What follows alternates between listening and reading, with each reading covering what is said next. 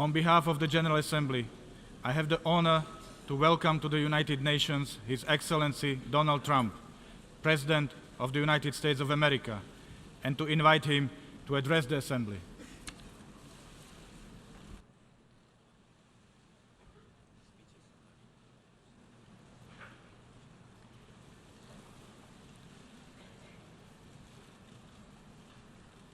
Mr. Secretary General, Mr. President, world leaders, and distinguished delegates, welcome to New York. It is a profound honor to stand here in my home city as a representative of the American people to address the people of the world. As millions of our citizens continue to suffer the effects of the devastating hurricanes that have struck our country, I want to begin by expressing my appreciation to every leader in this room who has offered assistance and aid. The American people are strong and resilient, and they will emerge from these hardships more determined than ever before. Fortunately, the United States has done very well since Election Day last November 8th. The stock market is at an all-time high, a record. Unemployment is at its lowest level in 16 years, and because of our regulatory and other reforms, we have more people working in the United States today than ever before. Companies are moving back, creating job growth the likes of which our country has not seen in a very long time. And it has just been announced that we will be spending almost $700 billion on our military and defense. Our military will soon be the strongest it has ever been. For more than 70 years, in times of war and peace, the leaders of nations, movements, and religions have stood before this assembly. Like them, I intend to address some of the very serious threats before us today, but also the enormous potential waiting to be unleashed. We live in a time of extraordinary opportunity. Breakthroughs in science, technology, and medicine are curing illnesses and solving problems that prior generations thought impossible to solve. But each day also brings news of growing dangers that threaten everything we cherish and value. Terrorists and extremists have gathered strength and spread to every region of the planet. Rogue regimes represented in this body not only support terrorists, but threaten other nations and their own people with the most destructive weapons known to humanity. Authority and authoritarian powers seek to collapse the values, the systems, and alliances that prevented conflict and tilted the world toward freedom since World War II. International criminal networks traffic drugs, weapons, people, forced dislocation and mass migration, threaten our borders, and new forms of aggression exploit technology to menace our citizens. To put it simply, we meet at a time of both immense promise and great peril. It is entirely up to us whether we lift the world to new heights or let it fall into a valley of disrepair. We have it in our power, should we so choose, to lift millions from poverty, to help our citizens realize their dreams, and to ensure that new generations of children are raised free from violence, hatred, and fear. This institution was founded in the aftermath of 2 world wars to help shape this better future. It was based on the vision that diverse nations could cooperate to protect their sovereignty, preserve their security, and promote their prosperity.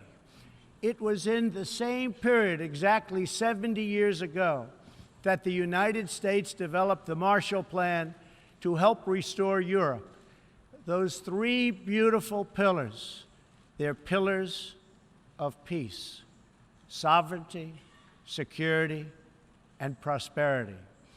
The Marshall Plan was built on the noble idea that the whole world is safer when nations are strong, independent, and free. As President Truman said in his message to Congress at that time, our support of European recovery is in full accord with our support of the United Nations. The success of the United Nations depends upon the independent strength of its members. To overcome the perils of the present and to achieve the promise of the future, we must begin with the wisdom of the past. Our success depends on a coalition of strong and independent nations that embrace their sovereignty to promote security, prosperity, and peace for themselves and for the world. We do not expect diverse countries to share the same cultures, traditions, or even systems of government. But we do expect all nations to uphold these two core sovereign duties: to respect the interests of their own people and the rights of every other sovereign nation. This is the beautiful vision of this institution, and this is the foundation for cooperation and success. Strong sovereign nations let diverse countries with different values, different cultures, and different dreams not just coexist, but work side by side on the basis of mutual respect. Strong sovereign nations let their people take ownership of the future and control their own destiny. And strong sovereign nations allow individuals to flourish in the fullness of the life intended by God. In America, we do not seek to impose our way of life on anyone, but rather to let it shine as an example for everyone to watch. This week gives our country a special reason to take pride in that example. We are celebrating the 230th anniversary of our beloved Constitution, the oldest Constitution still in use in the world today. This timeless document has been the foundation of peace, prosperity, and freedom for the Americans and for countless millions around the globe whose own countries have found inspiration in its respect for human nature, human dignity, and the rule of law. The greatest in the United States Constitution is its first three beautiful words. They are, "We the people." Generations of Americans have sacrificed to maintain the promise of those words, the promise of our country and of our great history. In America, the people govern, the people rule, and the people are sovereign. I was elected not to take power, but to give power to the American people where it belongs. In foreign affairs, we are renewing this founding principle of sovereignty. Our government's first duty is to its people, to our citizens, to serve their needs, to ensure their safety, to preserve their rights, and to defend their values. As President of the United States, I will always put America first, just like you, as the leaders of your countries, will always and should always put your countries first.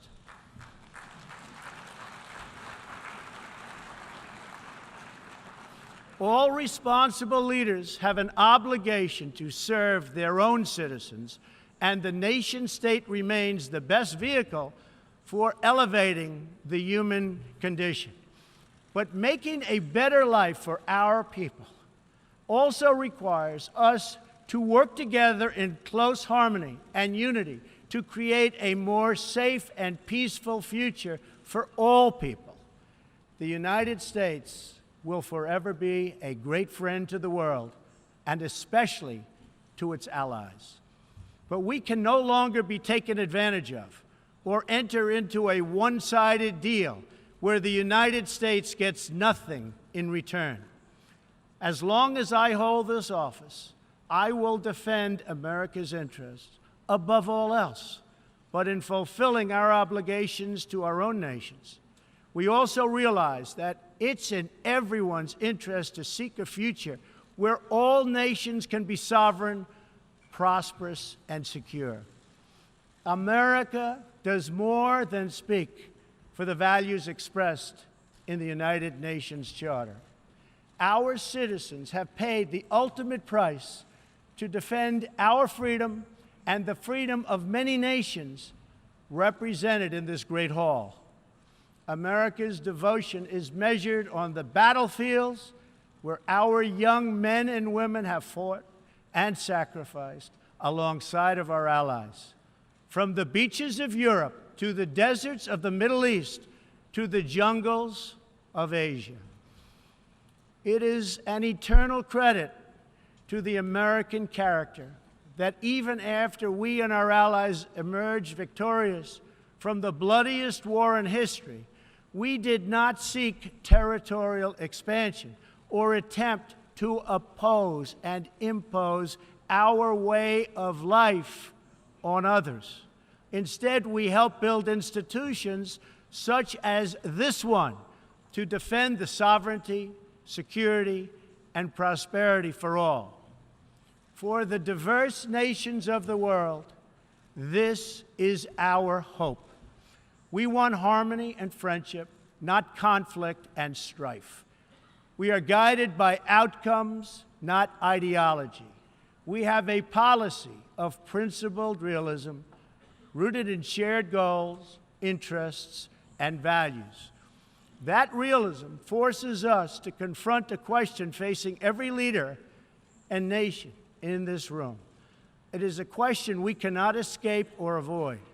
We will slide down the path of complacency, numb to the challenges, threats, and even wars that we face. Or do we have enough strength and pride to confront those dangers today so that our citizens can enjoy peace and prosperity tomorrow? If we desire to lift up our citizens, if we aspire to the approval of history, then we must fulfill our sovereign duties to the people we faithfully represent. We must protect our nations, their interests, and their futures. We must reject threats to sovereignty from the Ukraine to the South China Sea. We must uphold respect for law, respect for borders, and respect for culture, and the peaceful engagement these allow. And just as the founders of this body intended, we must work together and confront together those who threaten us with chaos, turmoil, and terror. The scourge of our planet today is a small group of rogue regimes that violate every principle on which the United Nations is based. They respect neither their own citizens nor the sovereign rights of their countries. If the righteous many do not confront the wicked few, then evil will triumph. When decent people and nations become bystanders to history, the forces of destruction only gather power and strength. No one has shown more contempt for other nations and for the well-being of their own people than the depraved regime in North Korea. It is responsible for the starvation deaths of millions of North Koreans and for the imprisonment, torture, killing, and oppression of countless more. We were all witness to the regime's deadly abuse when an innocent American college student, Otto Warmbier, was returned to America only to die a few days later. We saw it in the assassination of the dictator's brother using banned nerve agents in an international airport. We know it kidnapped a sweet 13-year-old Japanese girl from a beach in her own country to enslave her as a language tutor for North Korea's spies. If this is not twisted enough, now North Korea's reckless pursuit of nuclear weapons and ballistic missiles threatens the entire world with unthinkable loss of human life. It is an outrage that some nations would not only trade with such a regime, but would arm, supply, and financially support a country that imperils the world with nuclear conflict. No nation on earth has an interest in seeing this band of criminals arm itself with nuclear weapons and missiles. The United States has great strength and patience, but if it is forced to defend itself or its allies, we will have no choice but to totally destroy North Korea. Rocket Man is on a suicide mission for himself and for his regime. The United States is ready, willing, and able, but hopefully this will not be necessary. That's what the United Nations is all about. That's what the United Nations is for. Let's see how they do. It is time for North Korea to realize that the denuclearization is its only acceptable future. The United Nations Security Council recently held 2 unanimous 15-0 votes adopting hard-hitting resolutions against North Korea, and I want to thank China and Russia for joining the vote to impose sanctions along with all of the other members of the Security Council. Thank you to all involved. But we must do much more. It is time for all nations to work together to isolate the Kim regime until it ceases its hostile behavior. We face this decision not only in North Korea. It is far past time for the nations of the world to confront another reckless regime, one that speaks openly of mass murder, vowing death to America, destruction to Israel, and ruin for many leaders and nations in this room.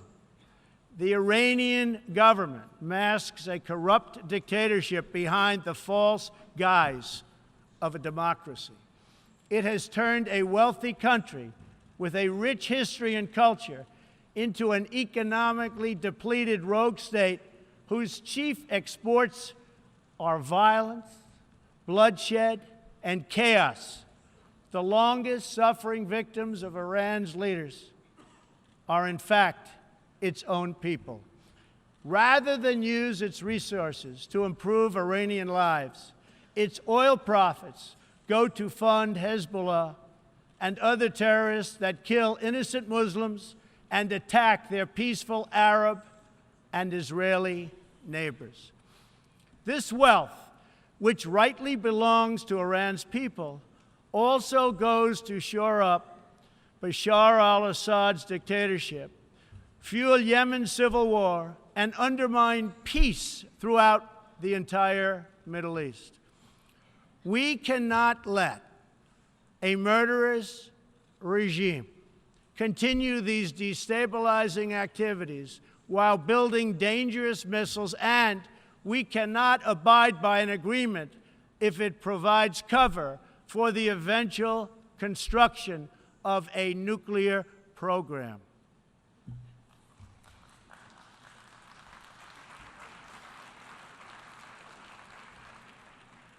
The Iran deal was one of the worst and most one-sided transactions the United States has ever entered into. Frankly, that deal is an embarrassment to the United States, and I don't think you've heard the last of it, believe me. It is time for the entire world to join us in demanding that Iran's government end its pursuit of death and destruction. It is time for the regime to free all Americans and citizens of other nations that they have unjustly detained. And above all, Iran's government must stop supporting terrorists, begin serving its own people, and respect the sovereign rights of its neighbors. The entire world understands that the good people of Iran want change. And other than the vast military power of the United States, that Iran's people are what their leaders fear the most. This is what causes the regime to restrict internet access, tear down satellite dishes, shoot unarmed student protesters, and imprison political reformers. Oppressive regimes cannot endure forever, and the day will come when the people will face a choice. Will they continue down the path of poverty, bloodshed, and terror, or will the Iranian people return to the nation's proud roots as a center of civilization, culture, and wealth, where their people can be happy and prosperous once again? The Iranian regime's support for terror is in stark contrast to the recent commitments of many of its neighbors to fight terrorism and halt its financing. In Saudi Arabia early last year, I was greatly honored to address the leaders of more than 50 Arab and Muslim nations. We agreed that all responsible nations must work together to confront terrorists and the Islamic extremism that inspires them. We will stop radical Islamic terrorism because we cannot allow it to tear up our nation and indeed to tear up the entire world. We must deny the terrorists safe haven, transit, funding, and any form of support for their vile and sinister ideology. We must drive them out of our nations. It is time to expose and hold responsible those countries who support and finance terror groups like Al-Qaeda, Hezbollah, the Taliban, and others that slaughter innocent people. The United States and our allies are working together throughout the Middle East to crush the loser terrorists and stop the reemergence of safe havens they use to launch attacks on all of our people. Last month, I announced a new strategy for victory in the fight against this evil in Afghanistan. From now on, our security interests will dictate the length and scope of military operations, not arbitrary benchmarks and timetables set up by politicians. I have also totally changed the rules of engagement in our fight against the Taliban and other terrorist groups. In Syria and Iraq, we have made big gains toward lasting defeat of ISIS. In fact, our country has achieved more against ISIS in the last 8 months than it has in many, many years combined. We seek the de-escalation of the Syrian conflict and a political solution that honors the will of the Syrian people. The actions of the criminal regime of Bashar al-Assad, including the use of chemical weapons against his own citizens, even innocent children, shock the conscience of every decent person. No society can be safe if banned chemical weapons are allowed to spread. That is why the United States carried out a missile strike on the airbase that launched the attack. We appreciate the efforts of the United Nations agencies that are providing vital humanitarian assistance in areas liberated from ISIS, and we especially thank Jordan, Turkey, and Lebanon for their role in hosting refugees from the Syrian conflict. The United States is a compassionate nation and has spent billions and billions of dollars in helping to support this effort. We seek an approach to refugee resettlement that is designed to help these horribly treated people and which enables their eventual return to their home countries to be part of the rebuilding process. For the cost of resettling one refugee in the United States, we can assist more than 10 in their home region. Out of the goodness of our hearts, we offer financial assistance to hosting countries in the region, and we support recent agreements of the G20 nations that will seek to host refugees as close to their home countries as possible. This is the safe, responsible, and humanitarian approach. For decades, the United States has dealt with migration challenges here in the Western Hemisphere. We have learned that over the long term, uncontrolled migration is deeply unfair to both the sending and the receiving countries. For the sending countries, it reduces domestic pressure to pursue needed political and economic reform and drains them of the human capital necessary to motivate and implement those reforms. For the receiving countries, the substantial costs of uncontrolled migration are borne overwhelmingly by low-income citizens whose concerns are often ignored by both media and government. I want to salute the work of the United Nations in seeking to address the problems that cause people to flee from their homes. The United Nations and African Union led peacekeeping missions to have invaluable contributions in stabilizing conflicts in Africa. The United States continues to lead the world in humanitarian assistance, including famine prevention and relief in South Sudan, Somalia, and northern Nigeria and Yemen. We have invested in better health and opportunity all over the world through programs like PEPFAR, which funds AIDS relief, the President's Malaria Initiative, the Global Health Security Agenda, the Global Fund to End Modern Slavery, and the Woman Entrepreneurs Finance Initiative, part of our commitment to empowering women all across the globe. We also thank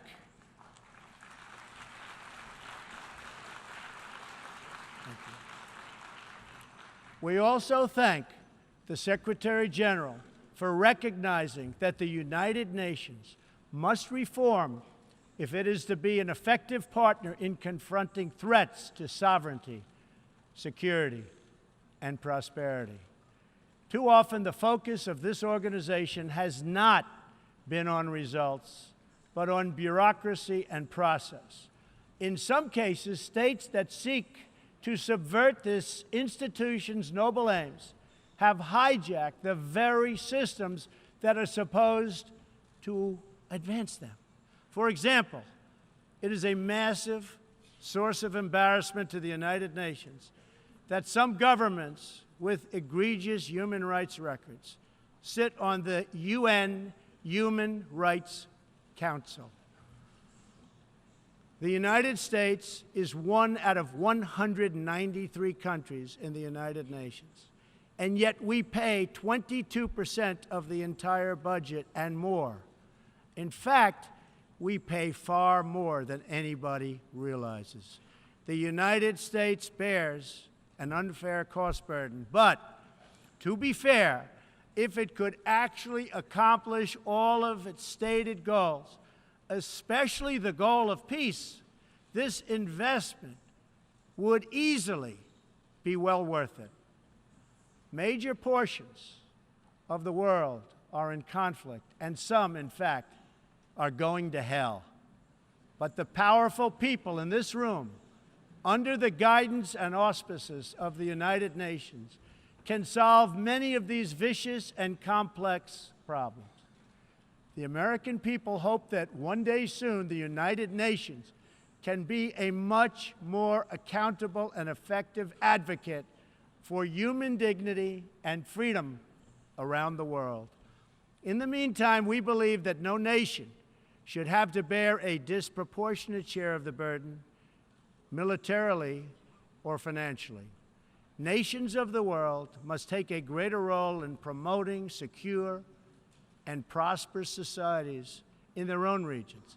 That is why in the Western Hemisphere, the United States has stood against the corrupt, destabilizing regime in Cuba and embraced the enduring dream of the Cuban people to live in freedom. My administration recently announced that we will not lift sanctions on the Cuban government until it makes fundamental reforms. We have also imposed tough, calibrated sanctions on the socialist Maduro regime in Venezuela, which has brought a once thriving nation to the brink of total collapse.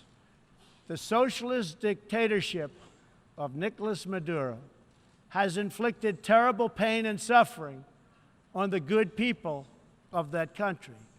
This corrupt regime destroyed a prosperous nation by imposing a failed ideology that has produced poverty and misery everywhere it has been tried.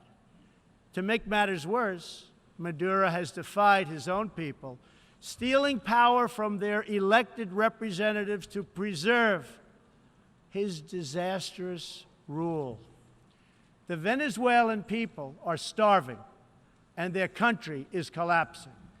Their democratic institutions are being destroyed. This situation is completely unacceptable, and we cannot stand by and watch. As a responsible neighbor and friend, we and all others have a goal.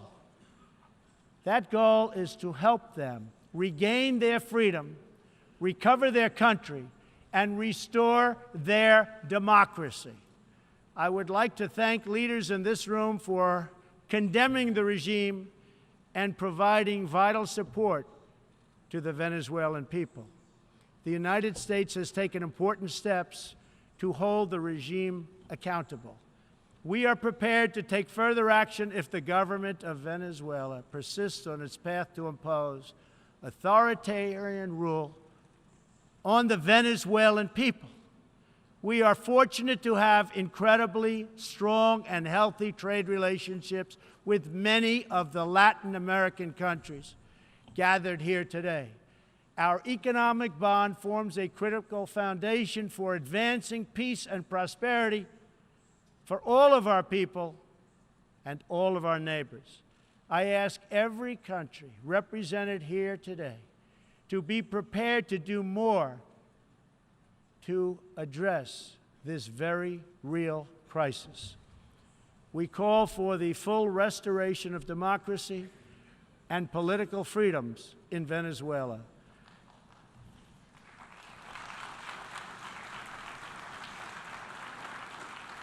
The problem in Venezuela is not that socialism has been poorly implemented, but that socialism has been faithfully implemented.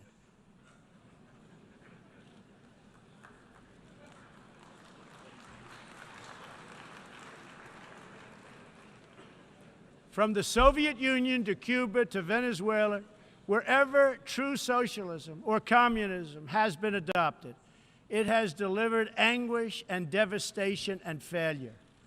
Those who preach the tenets of these discredited ideologies only contribute to the continued suffering of the people who live under these cruel systems. America stands with every person living under a brutal regime. Our respect for sovereignty is also a call for action. All people deserve a government that cares for their safety, their interests, and their well-being, including their prosperity. In America, we seek stronger ties of business and trade with all nations of goodwill. But this trade must be fair and it must be reciprocal. For too long, the American people were told that mammoth multinational trade deals, unaccountable international tribunals, and powerful global bureaucracies were the best way to promote their success. But as those promises flowed, millions of jobs vanished and thousands of factories disappeared. Others gamed the system and broke the rules. And our great middle class, once the bedrock of American prosperity, was forgotten and left behind. But they are forgotten no more, and they will never be forgotten again. While America will pursue cooperation and commerce with other nations, we are renewing our commitment to the first duty of every government, the duty of our citizens. This bond is the source of America's strength and that of every responsible nation represented here today. If this organization is to have any hope of successfully confronting the challenges before us, it will depend, as President Truman said some 70 years ago, on the independent strength of its members. If we are to embrace the opportunities of the future and overcome the present dangers together, there can be no substitute for strong, sovereign, and independent nations. Nations that are rooted in their histories and invested in their destinies. Nations that seek allies to befriend, not enemies to conquer. And most important of all, nations that are home to patriots, to men and women who are willing to sacrifice for their countries, their fellow citizens, and for all that is best in the human spirit. In remembering the great victory that led to this body's founding, we must never forget that those heroes who fought against evil also fought for the nations that they loved. Patriotism led the Poles to die to save Poland, the French to fight for a free France, and the Brits to stand strong for Britain. Today, if we do not invest ourselves, our hearts, and our minds in our nations, if we will not build strong families, safe communities, and healthy societies for ourselves, no one can do it for us. We cannot wait for someone else, for faraway countries or far-off bureaucracies. We can't do it. We must solve our problems to build our prosperity, to secure our future, or we will build vulnerable to decay, domination, and defeat. The true question for the United Nations today, for people all over the world who hope for better lives for themselves and their children, is a basic one. Are we still patriots? Do we love our nations enough to protect their sovereignty and to take ownership of their futures? Do we revere them enough to defend their interests, preserve their cultures, and ensure a peaceful world for their citizens? One of the greatest American patriots, John Adams, wrote that the American Revolution was effected before the war commenced. The revolution was in the minds and hearts of the people. That was the moment when America awoke, when we looked around and understood that we were a nation. We realized who we were, what we valued, and what we would give our lives to defend. From its very first moments, the American story is the story of what is possible when people take ownership of their future. The United States of America has been among the greatest forces for good in the history of the world. and the greatest defenders of sovereignty, security, and prosperity for all. Now we are calling for a great reawakening of nations, for the revival of their spirits, their pride, their people, and their patriotism. History is asking us whether we are up to the task. Our answer will be a renewal of will, a rediscovery of resolve, and a rebirth of devotion we need to defeat the enemies of humanity and unlock the potential of life itself. Our hope is a word and world of proud, independent nations that embrace their duties, seek friendship, respect others, and make common cause in the greatest shared interest of all, a future of dignity and peace for the people of this wonderful earth. This is the true vision of the United Nations, the ancient wish of every people, and the deepest yearning that lives inside every sacred soul. So let this be our mission, and let this be our message to the world. We will fight together, sacrifice together, and stand together for peace, for freedom, for justice, for family, for humanity, and for the Almighty God who made us all. Thank you. God bless you. God bless the nations of the world, and God bless the United States of America. Thank you very much.